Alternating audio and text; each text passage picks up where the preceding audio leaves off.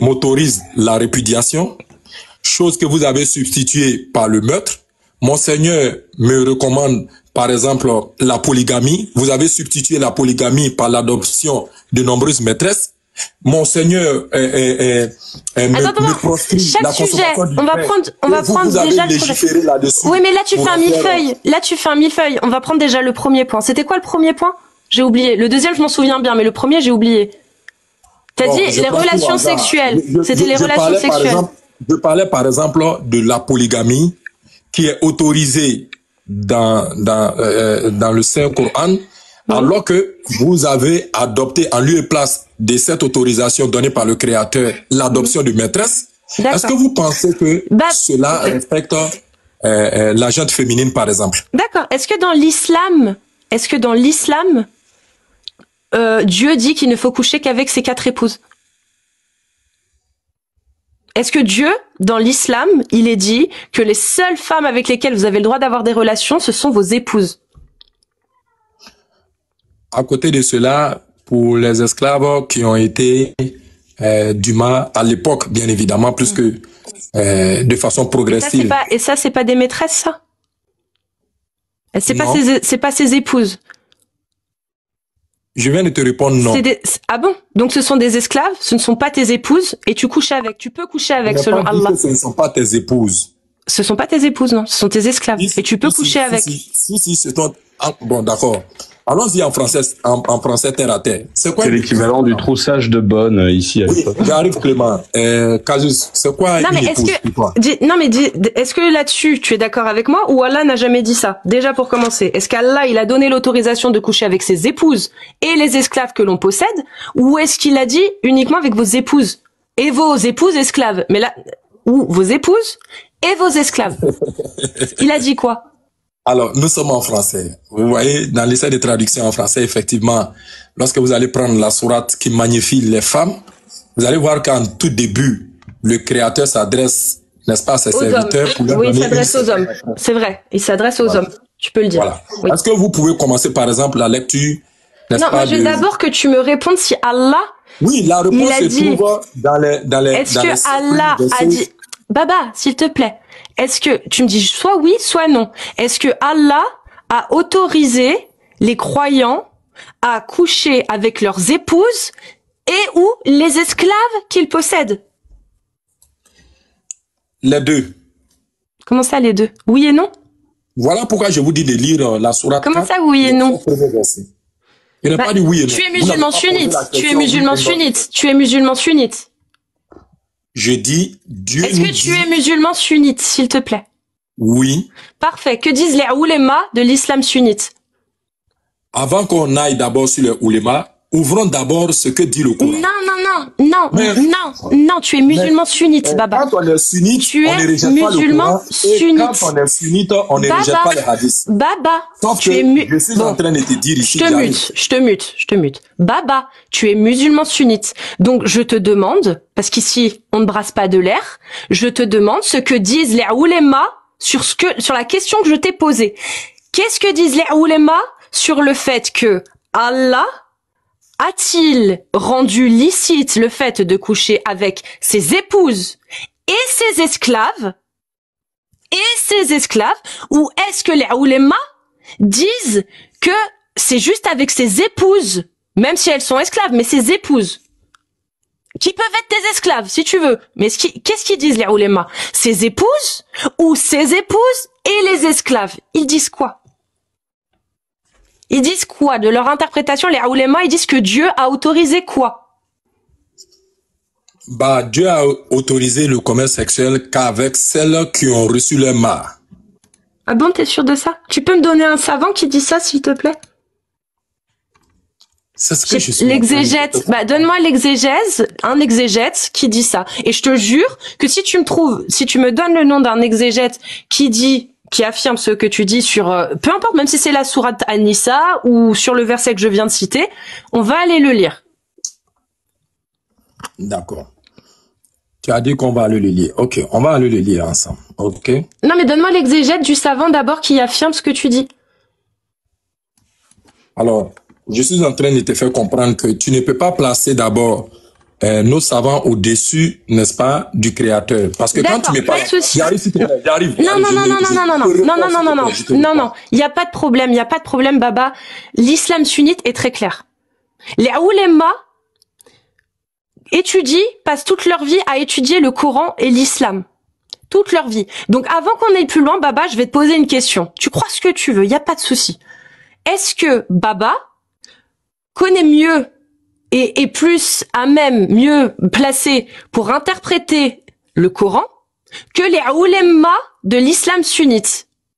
À ton avis, Baba, selon l'islam, qui est le plus enclin à connaître l'islam sunnite? Est-ce que ce sont les savants, les oulémas, qui étudient toute leur vie l'islam? Ou est-ce que c'est Baba le croyant lambda? Dis-moi ce que tu penses. Vraiment ce que tu penses. Je te demande pas ce que dit l'islam sunnite. Toi, tu en penses quoi? Ok, je te réponds en quelques mots. Tu as dit exégète. En français, l'exégète, c'est celui-là qui a une certaine connaissance, bien évidemment, des versets du Coran, qui l'interprète suivant l'explication qu'Allah a bien donnée à son prophète et qui divulgue.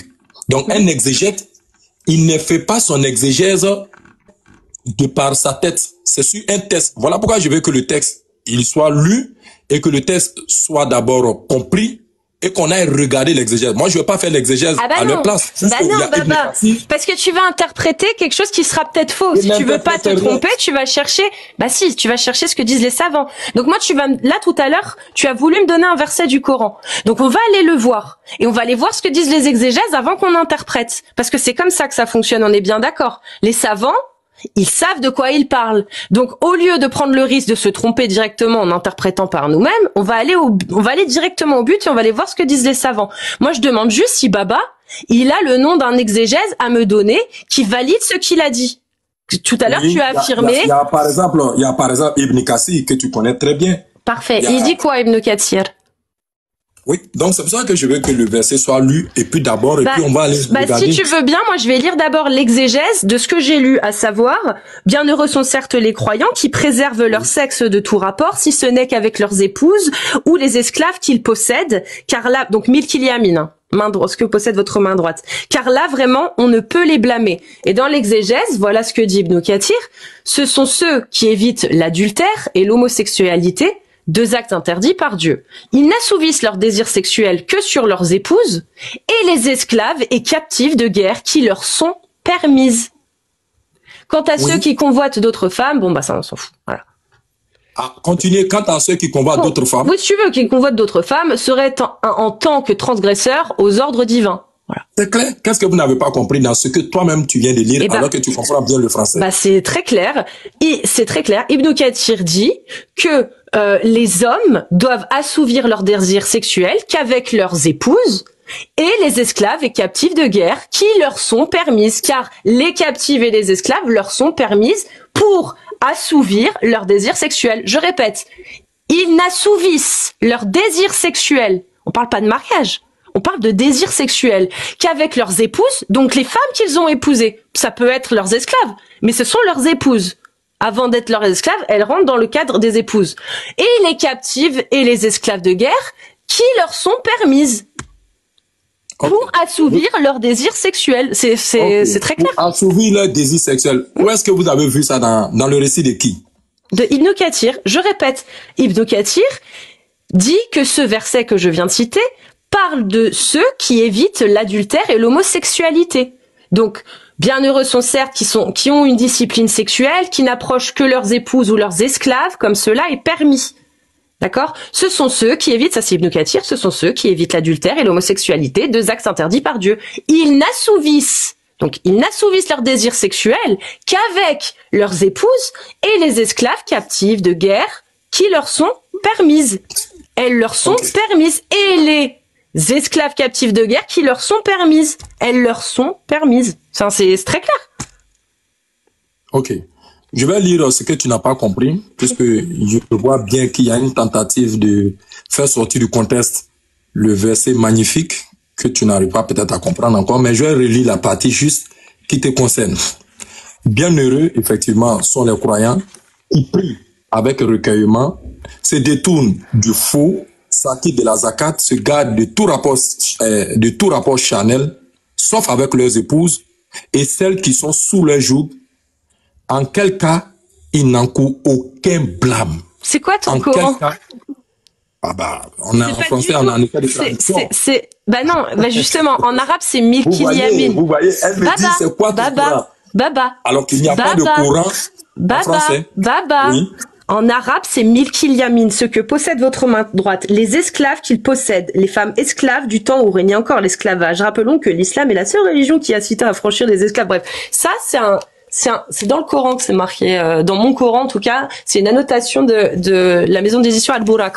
Il parle bien, en arabe, Milkil Yamin, ce qu'il possède, les esclaves qu'il possède. Si tu veux, on peut faire monter un arabophone qui te le lira en arabe. Il n'y a pas de sous leur joug. Oui, sous leur joug. Ce que possède votre main droite. Oui, ce que possède votre main droite est sous votre joug. Oui, ce sont vos esclaves. Les esclaves et captifs de guerre. C'est ça en arabe, Baba. Casus. Écoute, est-ce que Ibn Kathir, c'est moi qui te pose la question. Tu le réfutes, Ibn Kathir, ou pas, quand il dit qu'il parle des esclaves et captifs de guerre? C'est Ibn Kathir qui le dit ça.